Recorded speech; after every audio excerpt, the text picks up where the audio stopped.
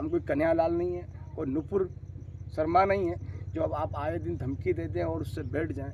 मेरा काम तो सनातन की रक्षा करना, और ऐसी परिस्थितियाँ कभी भी यही सनातन के साथ तो मैं हमेशा खड़ा रहूँगा। संत जो कहते हैं पब्लिक उसको मानती है। आपकी नज़र में एक संत को क्या दिशा देना चाहिए? आप क्या दिशा देना चाहेंगे? जी आपने दीक्षा कैसे ली होगी, कैसे इस ये मतलब ये आसान नहीं है। मतलब 2 मिनट के लिए मोबाइल को छोड़ना, चमत्कार पर लोग ज़्यादा भरोसा करने लगे हैं। तो क्या वाकई, मेरा सवाल ये है कि चमत्कार होता है, और चमत्कार होता है तो फिर आप चमत्कार क्यों नहीं मानते? टाइम क्या, मैं हर मुसलमान को एक ही बात कहता हूँ कि हमारे आप तुम लोगों को भाई बहन का इज्जत दिया है, भाई बहन सम्मान रहेंगे तो आपका सम्मान है, नहीं रहेंगे तो फिर हमें भी कुछ ना कुछ कदम उठाना पड़ेगा। यहाँ तक भी आवाज़ हम सुनते हैं कि कुशाल भारती जी चुनाव लड़ेंगे या उनकी जो महाकाल सेना है वो चुनाव लड़ेंगे। बेसिकली आप कहाँ से हैं और कैसे हैं पारिवारिक? साधु की कोई जन्मभूमि नहीं होती है। नमस्कार, मेरा नाम सुनील पंडित है और अभी मैं जिस जगह खड़ा हूँ बड़ी तपस्वी भूमि पर हूँ, और मेरे पास में गुरुजी सिंहासन लगा कर बैठे हैं, गुरुजी कुशाल भारती जी। और अभी इनका वीडियो एक वायरल हुआ था। विषय था कि कुंभलगढ़ 6 जनवरी को जो कुंभलगढ़ का मुद्दा छाया हुआ है, उदयपुर में जो सभा हुई थी धीरेन्द्र जी शास्त्री की, उसको लेकर गुरुजी का एक वीडियो था, वो वायरल हुआ। उसी को लेकर हम बातचीत करने के लिए आए हैं, और गुरुजी का क्या कहना है, क्या उनका आगे रणनीति है, क्या किस तरह से उनका कार्यक्रम है, उस पर हम बातचीत करना है। साथ ही समाज में संत की क्या भूमिका रहती है, एक संत को क्या मैसेज देना चाहिए, क्या एक समाज को दिशा देना चाहिए, मुख्य मुद्दा हमारा इस टॉपिक पर ये रहेगा। तो गुरुदेव, सबसे पहले तो आज जो दिन है, आज आपके चरणों में हम आए हैं, ये सौभाग्यशाली हैं। एक चरणों में, एक संत के चरणों में बैठना ये सौभाग्यशाली। लेकिन अभी मैं एक पत्रकार के तौर पे आया हूँ, तो मैं आपसे कुछ सवाल करने की इजाज़त चाहता हूँ कि मैं आपसे कुछ सवाल करूँ। सबसे पहला सवाल मेरा ये है कि 6 तारीख का जो आपने वीडियो मैसेज के ज़रिए जो मैसेज दिया था समाज को, वो क्या मैसेज था? जय श्री महाकाल, ओम नमो नारायण। हमारे मेवाड़ में ऐसी कितनी गढ़ बने हुए हैं जिन गढ़ों पे अवैध कब्जे हर जगह होते हैं। मेवाड़ क्या, पूरे हिंदुस्तान के अंदर। मेरा मुद्दा कोई कुंभलगढ़ को लेके नहीं, मेरा मुद्दा जहाँ जहाँ भी अवैध कब्जे हैं, जिसको पुराना उद्गम बनाया गया किले हैं, गढ़ बने हुए हैं, जो पुराने प्राचीन समय से अपने आप में अपना खुद का सम्मान कराते हैं, मान करवाते हैं। ये मेवाड़ भूमि तो अपने आप में एक वीरों की भूमि है। धीरेन्द्र शास्त्री जी ये मुद्दा उठाया तो वो उनका एक भावना थी कि जिस भाव से उन्होंने जो कट्टरता से जो भाव दिए है, अगर हम इस भाव को एक बार गवर्नमेंट से, सरकार से एक छोटा सा निवेदन रखेंगे कि आप हमारा सहयोग करें और ऐसे अवैध कब्जे से भी हटाया जाए।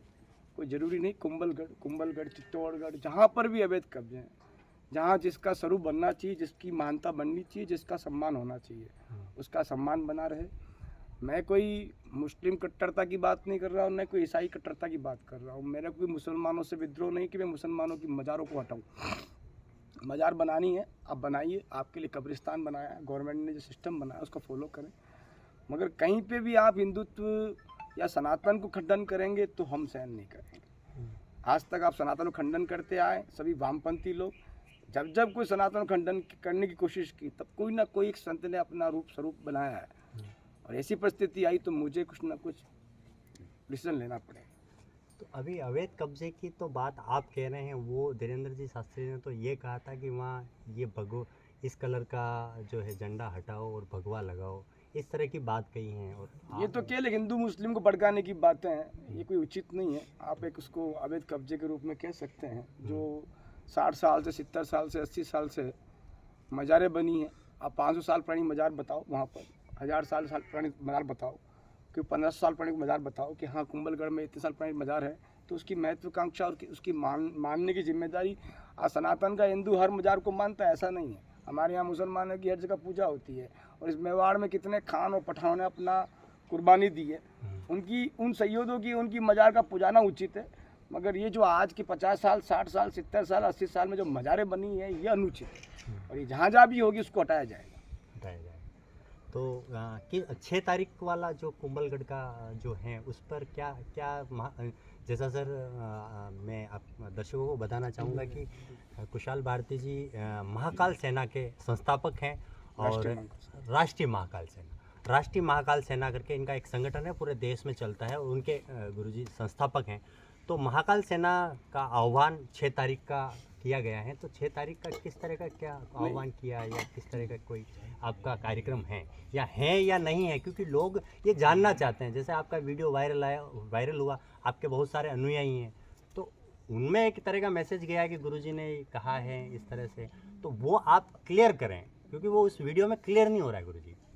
उसमें कोई तारीख नहीं दी गई है, उसमें तारीख के लिए 10 जनवरी को 10 तारीख बताई गई है और 10 तारीख को हम एक बैठक करेंगे। बैठक के अनुसार एक लिखित में पहले बैठक करेंगे, बैठक के बाद राजसमंद जाकर कलेक्टर को, माननीय मुख्यमंत्री जी को एक लेटर लिखा जाएगा। उस क्रिया प्लान के अनुसार सरकार हमारा और गवर्नमेंट हमारा, प्रशासन हमारा क्या सहयोग करता है और नहीं करता है, उसके बाद 1 महीना 1.5 महीने के बाद जो हमने कहा है कि 1 महीने बाद हम डिसीजन लेंगे, वो 1 महीने बाद लेंगे। पहले हम गवर्नमेंट सहयोग मांगेंगे ताकि ऐसे अवैध कब्जे एक नहीं हर जगह हटें और जो दुनिया के अंदर जातिवाद समीकरण को जो बिगाड़ देने के लिए एक व्यवस्थाएं चल रही, वो ना बिगड़े। हिंदुस्तान के, मैं हर मुसलमान को एक ही बात कहता हूँ कि हमारे यहाँ तुम लोगों को भाई बहन का इज्जत दिया है, भाई बहन सम्मान रहेंगे तो आपका सम्मान है, नहीं रहेंगे तो फिर हमें भी कुछ ना कुछ कदम उठाना पड़ेगा। हम कोई कन्हैयालाल नहीं है और नुपुर शर्मा नहीं है जो अब आप आए दिन धमकी दे दें और उससे बैठ जाएं। मेरा काम तो सनातन की रक्षा करना, और ऐसी परिस्थितियाँ कभी भी यही सनातन के साथ, तो मैं हमेशा खड़ा रहूँगा। जय श्री माता। एक ये बात कहते हैं सर कि आप कई बार कह चुके हैं कि भाई मैं इतने लोगों को जोड़ूंगा हिंद सनातन के साथ में, तो कितने क्या ये जोड़ने का क्या मसला है कि आप ये बार बार दावा करते हैं कि मैं इतने लाखों को मैं जोड़ूंगा या जोड़ सकता हूँ, तो क्या वो क्या मैसेज है आपका? मेरा मैसेज ये है कि जो अपनी भ्रांतियाँ अपने अंदर जो घुसी पड़ी है, और चारों वर्ण को एक करने का जो मेरा मुद्दा है, सबसे बड़ा मुद्दा है कि अलग बम का नारायण चारों वर्ण हमारा, जो ये मुद्दा है जो आज के समय आज जनताओं को वर्ण संप्रदाय के कारण हमको तोड़ा गया है। जो आता है अपनी अपनी समय परिस्थिति को देखता हुआ और जातिवादी समीकरण को बड़ा करके और हमेशा समाजवाद को एक खंडन करने का प्रयास करते गए और सनातन को खंडन करने की प्रयास की, चारों वर्ण को अलग अलग करने की कोशिश की। मेरा सबसे बड़ा वही मुद्दा है कि मैं इस चारों वर्ण को एक करके एक ऐसी सनातन की आगाज़ की जाए कि हम सब एक हैं, अलग अलग नहीं। दूसरी भ्रांतियाँ ख़त्म की जाए कि मैं उस बंगी हूँ, चमार हूँ, खटीक हूँ, ब्राह्मण हूँ, क्योंकि भगवान परमपिता परमात्मा के यहाँ हम 4 वर्ण हैं। परंपरा परमात्मा स्वयं कृष्ण ने बनाई है। भगवान कृष्ण कहता है कि मेरा मुखार ब्रह्मा है, मेरा छाती, मेरा सीना क्षत्रिय है, मेरा पुट्ठा, मेरा नाभि वैश्य है और मेरे पाँव शूद्र हैं। तो फिर अपन कौन होते हैं अलग अलग करने वाले? जब परमात्मा स्वयं कृष्ण का स्वरूप है चारों वर्ण, तो हम अलग अलग करने की जो कोशिश कर रहे हैं गलत है। परमात्मा तो सर हम गुरुजी, परमात्मा तो वो लोग भी हैं जिनके लिए हम ये कहते हैं कि हम उनको हटा देंगे या उन पर आक्रमण करेंगे, प्रहार करेंगे, तो कहीं न कहीं उनमें भी तो परमात्मा छुपा हुआ है। नास्तिक शक्तियाँ होती है, पहले से थी, आज भी नहीं। नेगेटिव एनर्जी पहले से थी, आज भी है, कोई बड़ी बात नहीं है। और नास्तिक लोग हमेशा देवताओं को खंडन करने की कोशिश करते हैं, आज से नहीं करते हैं। मोहम्मद गोरी ने किया, औरंगजेब ने किया, अच्छे अच्छे सुरमाओं ने किया, ऐसी कोई बड़ी बात नहीं। जब जिनका समय था उनके समय के अनुसार उन्होंने अपना कर्म किया। एक संत का जो मुख्य उद्देश्य होता है समाज को एक दिशा देना। आज कहीं न कहीं ये देखा गया है कि संत का जो जिस तरफ संत जो कहते हैं पब्लिक उसको मानती है। आपकी नज़र में एक संत को क्या दिशा देना चाहिए? आप क्या दिशा देना चाहेंगे समाज को, क्या मैसेज देना? समाज को मैं एक इतनी बात कहना चाहता हूँ, पहले तो एक अपने वैचारिक मतभेदताओं को ख़त्म करें। जो सनातन आदि अनादि है उसके अंदर भ्रांतियाँ ना पैदा करें। अपनी भ्रांतियाँ अपने भाई लोग फैलाते हैं, दूसरे धर्म के लोग भी आकर नहीं फैलाते। अपना खंडन अपने लोग करते हैं, पहले अपना खंडन होना बचाए। और समाज से यही आदेश है कि अपने इष्ट को प्रबल, आपका इष्ट प्रबल होगा तो आपको भटकने की जरूरत नहीं पड़ेगी। ऐसे तांत्रिक और ऐसे लोगों के साथ जाना नहीं पड़ेगा, ऐसे पीर पैगंबरों की आप पूजवाना नहीं पड़ेगा। तो तुम्हारे देवता में इतना पावर है कि तुम स्वयं अपने इष्ट को प्रबल कर सकते हो और अपनी कर्म को कर सकते हो। इष्ट देवता को आपने सशक्त करने की बात कही गुरुजी। मैं ये कह रहा हूँ कि मैं ये आपसे जानना चाहता हूँ कि चमत्कार पर लोग ज़्यादा भरोसा करने लगे हैं, तो क्या वाकई, मेरा सवाल ये है कि चमत्कार होता है, और चमत्कार होता है तो फिर आप चमत्कार क्यों नहीं मानते? जीवन ही एक चमत्कार है। मनुष्य योनि में इंसान पैदा होता, सबसे बड़ा चमत्कार तो वही है। नर योनि में इंसान पैदा होता, उससे बड़ा कोई चमत्कार नहीं है। इंसान, भगवान कहता है कि रोज इंसान मरता है और रोज जीता है। एक मनुष्य निंद्रा अवस्था आने के बाद एक मुर्दा अवस्था हो जाती, तो फिर वो सबसे बड़ा चमत्कार तो ये है कि सुबह उठ गए आप। सबसे बड़ा चमत्कार हमारा ये कि सूर्य उदय हो रहा है, सूर्य अस्त हो रहा है, हम प्रैक्टिकल देख रहे हैं कि हमारा देवता हमारे प्रमाण दे रहा है। चमत्कार होते हैं। चमत्कार तंत्र, मंत्र और जंत्र, तीनों आज से नहीं, आदि अनादि से हैं। तंत्र नहीं होता, 10 महाविद्या को कोई नहीं मानता। ये 10 महाविद्या की प्रागट्य इस तंत्र के कारण ही हुआ, इन चमत्कारों के कारण नहीं हुआ, इन नास्तिकताओं के कारण नहीं हुआ। कि जैसे जैसे युगों का प्रभाव होगा वैसे वैसे नास्तिक शक्तियाँ प्रकट होगी, और नास्तिक शक्तियों को चैलेंज करने के लिए हमारा तंत्र ही हमें काम करेगा। एक ये पता नहीं गुरुजी, हवा चलती हैं या कोई मैसेज पहुंचाता है, मुझे नहीं पता, लेकिन ये कहा जाता है कि आपका जो ताल्लुक़ है वो यूपी तक है, और यूपी से आपके बड़े जो वो संबंध है वो जुड़े हुए हैं, और यहाँ तक भी आवाज़ हम सुनते हैं कि कुशाल भारती जी चुनाव लड़ेंगे, या उनकी जो महाकाल सेना है वो चुनाव लड़ेगी। मैं जानना चाहता हूँ, क्या आप भी उसी धारा में बह रहे हैं या फिर क्या है? राष्ट्रीय महाकाल सेना केवल नर सेवा, नारायण सेवा, नारी सेवा और शक्ति सेवा का उपदेश पे खड़ी की, और ये नॉट पॉलिटिकल लाइसेंस लेके खड़ी की। कोई राजनीतिक पार्टी और राजनीति करने के लिए नहीं खड़ी की है। इसका पहले ही उपदेश एक, और इसको लाइसेंस लेने से पहले ये गवर्नमेंट से मांगी गई थी कि हमें अब नॉट पॉलिटिकल लाइसेंस दे, ताकि भविष्य के अंदर भी हमारे अनुयायी के अंदर कभी राजनीति का भाव पैदा नहीं होगा। और राष्ट्रीय महाकाल सेना को चुनाव के लिए नहीं खड़ी की गई, और ना मैं कोई एक चुनाव के लिए अपना खुद का एक दावा लेने के लिए मैं कोई मार्केट में, और ना इस सेना संगठन को खड़ा किया गया। मैं नॉट पॉलिटिकल बाबा हूँ। मेरे यहाँ बीजेपी भी आती, मेरे यहाँ कांग्रेस भी आती, सपा भी आती, बसपा भी आती है, सभी राजनीतिक पार्टियाँ बैठती है। तो मैं किसी एक पार्टी और पॉलिटिक्स का पर्सनल प्रचार नहीं कर सकता। भाजपा के ज़्यादा आते हैं ये ऐसा कुछ नहीं है। मेरे यहाँ कांग्रेस भी बैठती है, ऐसा कुछ नहीं। कांग्रेसी भी आते हैं, भाजपा भी आते हैं, कोई बड़ी बात नहीं है। मैं एक साधु हूँ। साधु के यहाँ चारों वर्ण आते हैं, तो चारों वर्ण में जितने भी सिस्टम इस जनता में चला रखा है, वो सब पूरा सिस्टम यहाँ फॉलो होता है। कोई ऐसा नहीं है। मैं यूपी, बिहार, झारखंड, उत्तराखंड, हर जगह मेरा संगठन काम करता है। तो यूपी से मेरा कोई पर्सनल कनेक्टिंग नहीं है। मेरा पर्सनल कनेक्टिंग तो गुजरात से भी, मेरी पर्सनल कनेक्टिंग एमपी से भी है, मेरी पर्सनल झारखंड से भी, बिहार से भी है, उत्तराखंड से भी है, हरियाणा से ही, पंजाब से भी। जहाँ जहाँ मेरा संगठन काम करता है वो मेरी पर्सनल भूमि है। साधु का जीवन कर्म भूमि होती है। जहाँ साधु अपना जीवन जीता है वो इसकी भूमि है। आप ये पीछे जो भीड़ दिखाएं, कैमरामैन को मैं कहना चाहूँगा कि ओम जी जो कैमरामैन है वो दिखाएं, अधिकतर लोग युवा जुड़े हैं।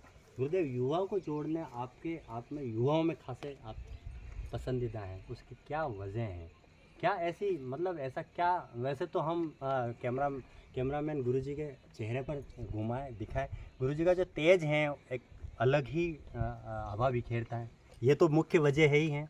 दूसरा, इनका जो स्वभाव है, इनका जो आत्मा है, दिल है, वो है। लेकिन युवाओं को आप ऐसी क्या गुट्टी पिलाते हैं कि युवा एकदम से वो मुरीद हो जाता है? जैसे मैं आया तो मैं भी, मुझे लगता है कि वाकई एक पकड़पन है जो एक साधु का होना चाहिए।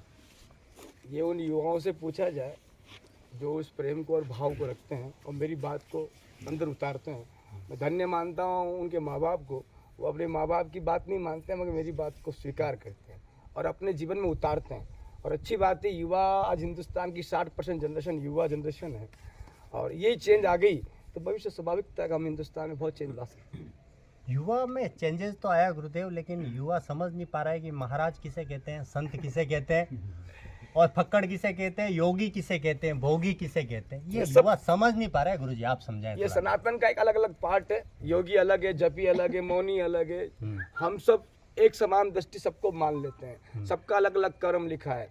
हम योगी को जोगी नहीं बना सकते, जोगी को संत नहीं कर सकते, संत को फक्कड़ नहीं कर सकते हैं। फक्कड़ का मतलब ये होता है अपने आप को फूंक दे, अपने विचारों को फूंक दे, अपने कर्म को फूंक दे, अपनी शौक और मौज को फूंक दे, वो फकीरी है। कोई शरीर को फूंकना ही फकीरी नहीं है, कोई अपने मकान को फूंकना फकीरी नहीं, अपने आप को फूंक दे, अपने विचारों को फूंक दे, अपने अंदर की वासना को फूंक दे, अपने मन कर्म वाणियों को फूंक दे, जो अंदर नेगेटिव एनर्जी पड़ी उसको फूंक दे, पॉजिटिव एनर्जी को डाल दे, वो है फकर।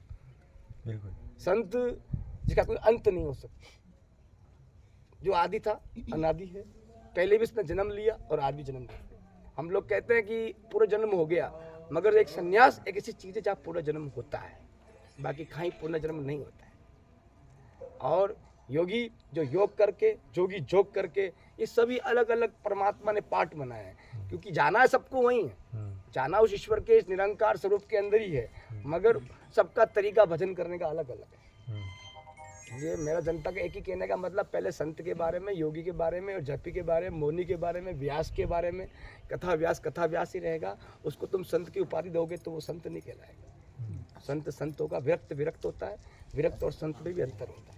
बिल्कुल, गुरुजी ने बहुत अच्छी बात कही। मुझे एक पंक्ति याद है, गुरुजी आपके चरणों में पेश करना चाहता हूँ कि तन सादा मन बस किया, तन सादा मन बस किया, सादा सकल शरीर, काया को कफन की भाई वाको नाम फकीर। बहुत मुझे अच्छा लगा ये कि गुरुजी ने वाकई जो बात की है कि युवाओं को ये समझना चाहिए कि संत किसे कहते हैं, महात्मा किसे कहते हैं। एक सबसे बड़ी बात गुरुजी, छोटा सा एक और प्रश्न है, अभी जो कुंभ होने वाला है, आगामी कुंभ, उसमें आप अपने अखाड़े की कमान संभालेंगे, तो ये हमारा मेवाड़ का एक सौभाग्य रहेगा कि एक कोई जो संत हैं, महात्मा हैं, जो हमें हमारी अखाड़े की आप कमान संभालेंगे। तो पहले तो ये बताएं किस अखाड़े की कमान संभालेंगे और क्या है वो आगे आगामी। निरंजनी पंचायती अखाड़े से मैं बिलोंग करता हूँ, जो सनातन के एक 7 अखाड़े हैं, और भगवान कार्तिक स्वामी द्वारा स्थापित किया हुआ यह अखाड़ा है निरंजनी अखाड़ा। तो देवताओं के बनाए हुए अखाड़े, कोई किसी परंपरागत, किसी कलयुग में साधुओं या मनुष्य योनि के द्वारा अखाड़े नहीं बनाए। ये आदि अनादि है, आदि अनादि परंपराएं चलती हैं। इस परंपरागत को हमारे गुरु पीरों ने माना, उसी परंपरा को हम मानते हैं। ये तो अखाड़े का स्वभाव, अखाड़े का बड़प्पन है। और मेरा सौभाग्य मानता हूँ कि मैं इस मेवाड़ भूमि पैदा हुआ, और इस मेवाड़ भूमि भजन करने का मौका मिलता है।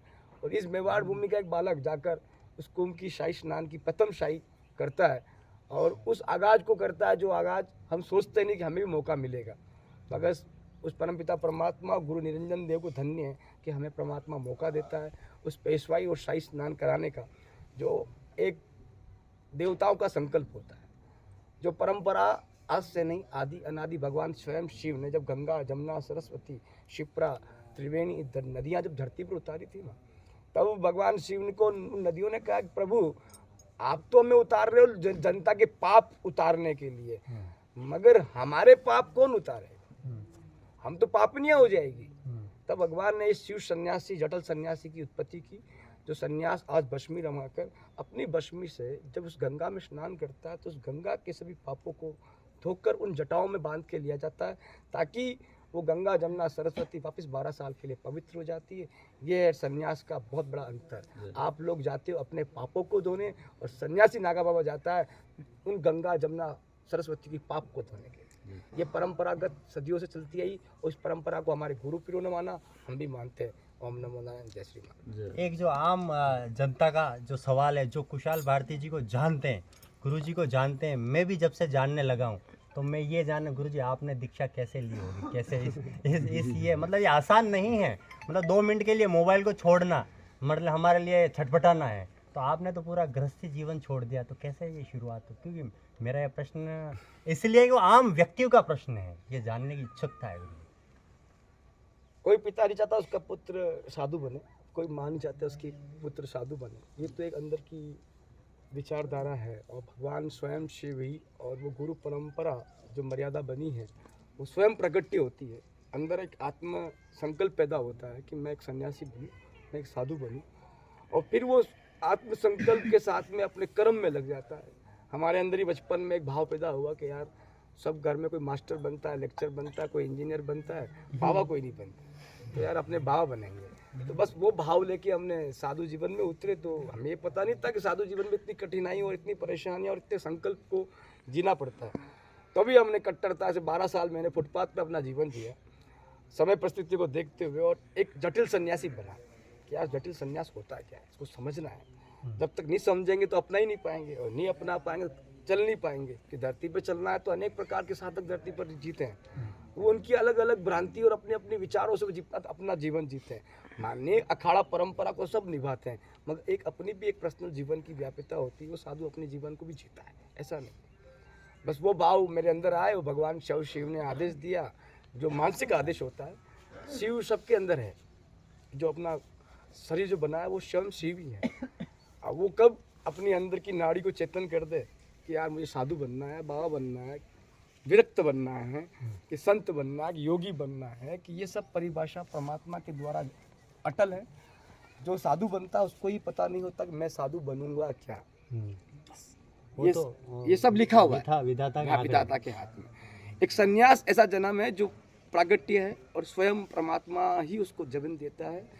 सन्यासी एक ऐसा जीवन स्वयं शिव का होता है, और शिव की परंपरागत की मर्यादाओं को निभाना होता है, और जितना हमसे निभता है उतना हम निभाते हैं।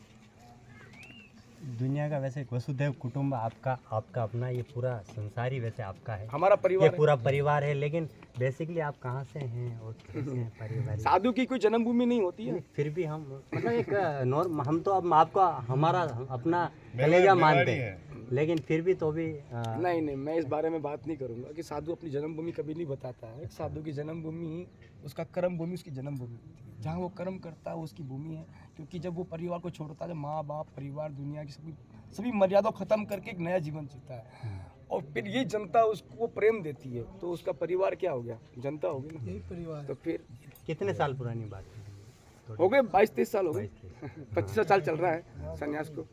40 साल की मेरी एज है, और मैं आप सोच लीजिए 15 साल से लगा हुआ हूँ धुन में, मिशन पे। तो आज भगवान ने इस जगह पहुँचाया है कि हाँ, आज हम हमारी बात जनता को कह सकते हैं।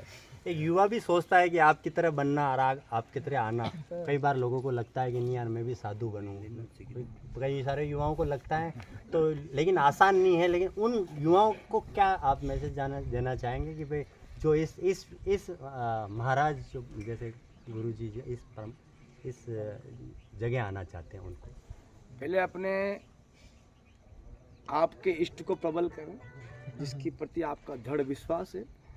आपका इष्ट आपका साथ देता है तो स्वाभाविकता आपका स्वागत है। गुरु परंपरा की मर्यादा को निभाएं, पहले समझें संत होता है क्या, साधु का भेद क्या होता है। एक कपड़ा पहनना ही बाबा नहीं होता है, धारण करना ही साधु नहीं हो जाए, जटा बढ़ाना ही बाबा नहीं होता है। उस परंपरागत उन मर्यादाओं में रहना वही साधु का जीवन है। एक शालीनता, कहते हैं कि साधु नाम सात्विकता, साधु नाम शीतलता, और साधु नाम स्वाभाविकता। ये 3 गुण तो उसके अंदर होने ही चाहिए।